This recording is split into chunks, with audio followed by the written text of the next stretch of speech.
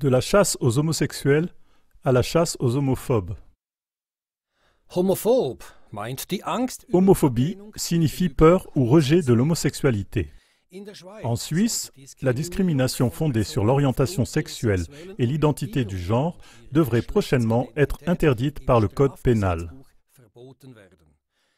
C'est dans ce but que le conseiller national du Parti social-démocrate suisse, Matthias Reinhardt, a lancé une initiative parlementaire intitulée « Combat contre la discrimination due à l'orientation sexuelle ».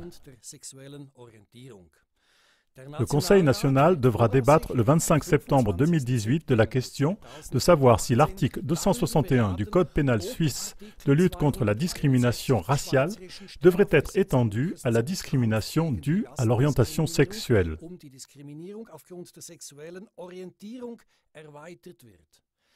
Dans un communiqué de presse relatif à cette affaire, le Conseil fédéral souligne que sont déjà interdits certains discours et actes de haine contre les homosexuels et les bisexuels, ainsi que contre les transsexuels et les personnes présentant une autre orientation sexuelle.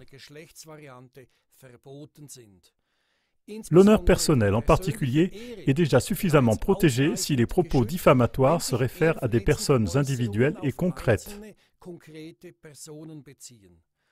D'après le Conseil fédéral, un règlement supplémentaire n'est donc pas urgent. Toutefois, les nouvelles règles iraient plus loin et couvriraient également les commentaires qui concernent l'ensemble d'un groupe. Les critiques soulignent que l'amendement est vague et peut être interprété de façon très large. Quiconque critique publiquement un certain mode de vie peut déjà faire l'objet de poursuites judiciaires. Il existe un risque d'interprétation illimitée qui pourrait entraîner des poursuites pénales à l'encontre des personnes qui critiquent certaines pratiques sexuelles et certains modes de vie ou sont en désaccord avec eux. La question se pose donc de savoir quel est le véritable but de cette modification controversée de la loi sous la forme d'un article évidemment élastique. Matthias Reinhardt prétend protéger les lesbiennes et les gays contre les déclarations homophobes courantes. Homophobe signifie qu'il y a une forte aversion contre l'homosexualité. Cependant, il convient de reconnaître d'avance, avec objectivité, que cette exigence supprime inévitablement toute protection à l'égard de ceux qui prônent encore des lois de la nature, la morale et les coutumes morales. Une mauvaise façon de remercier pour la tolérance dont on a fait preuve envers les gays et les lesbiennes. Il ne faut pas oublier que l'homosexualité était encore un tabou absolu au XIXe siècle.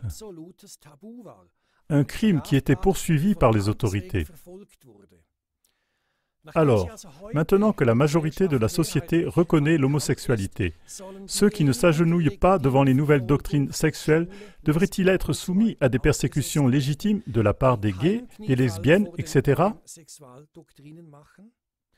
Il est évident que l'extension du terme « orientation sexuelle » dans l'article sur la discrimination ne fait que déclencher une vague de persécutions contre les détracteurs.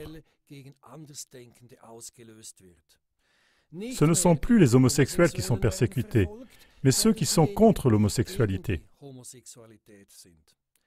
De plus, qui peut être absolument sûr que le terme d'orientation sexuelle se limitera aux seules personnes homosexuelles et transsexuelles?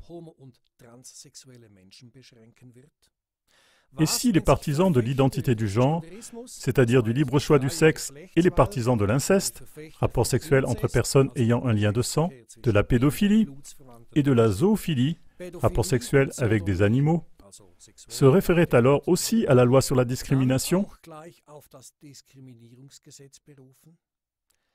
La transsexualité est encore aujourd'hui considérée comme une maladie, l'inceste, la pédophilie et la zoophilie comme des perversions interdites. Cependant, la loi étendue sur la discrimination fondée sur l'orientation sexuelle permet potentiellement de lever des interdits tels que l'inceste, la pédophilie et la zoophilie. Il y a un risque qu'à l'avenir, par exemple, un pédophile qui se sent sexuellement attiré par les enfants et qui décrit cela comme son orientation sexuelle soit protégé et que tout à coup, on n'ait plus le droit de le critiquer.